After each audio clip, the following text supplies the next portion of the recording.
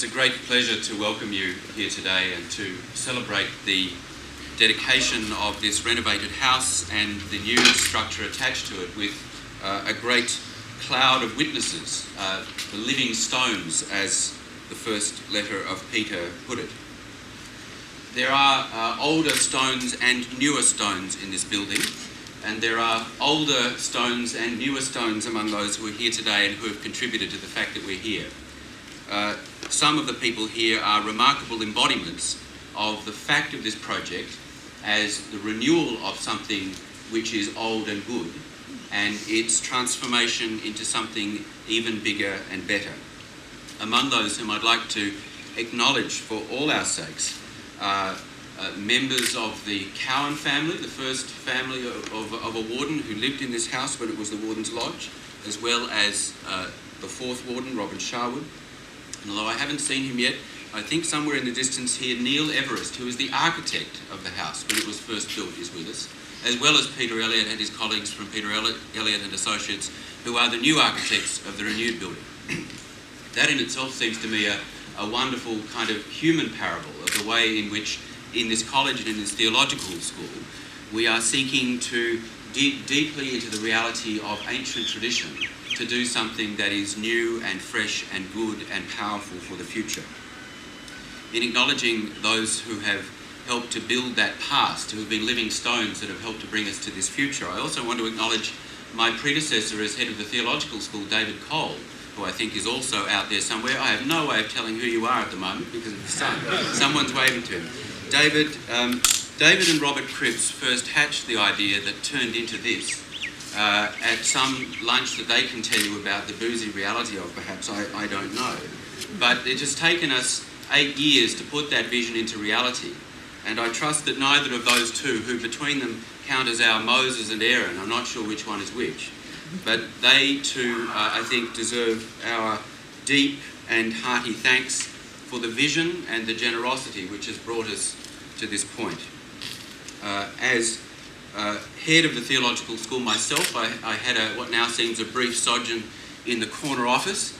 I've now moved across the Bulpadoc, but this house will always have very happy memories for me and will always stand as a sign of Trinity's past, but also of its future. We had to do this in the end, not simply because we wanted better facilities for theological staff and students.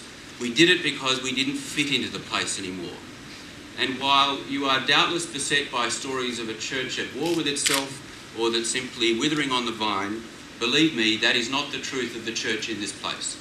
Here we are growing, and here we are in the power of the Spirit, like a scribe fit for the kingdom of heaven, taking things old and new together to create the future that we believe God is calling us all to. You are living stones that are part of that structure that we are building. Thank you for your support of us, and thank you for the support that we trust you'll give us as we continue to build on this foundation.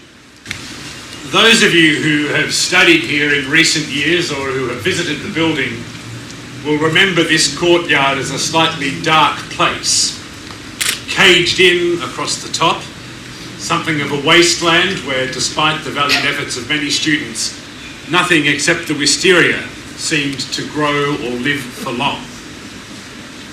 To stand in this courtyard now is to know something of the reality of the story of theology at Trinity, which has always been done open to the world, seeking to burnish the best of Christian scripture and tradition in the light of the challenges of secular scholarship. It's also a place where those who are training to be clergy and youth leaders and chaplains have, like these plants that you see around you now, been nourished by partly secret and hidden underground system of pipes, so that they've been nurtured in worship, and they've flourished and grown in formation. They've stretched out luxuriant foliage as they've been filled with new teaching, preparing themselves for the challenges that lie ahead of them in the church. This year, 22 ordination candidates, the largest number in the history of the school, will join with an equal number of non-ordination track students for the very first time and find that they can fit into the classrooms in which their classes take place. For 2 or 3 years now, we've experienced a somewhat un-Anglican compression of our personal space. That time is now at an end.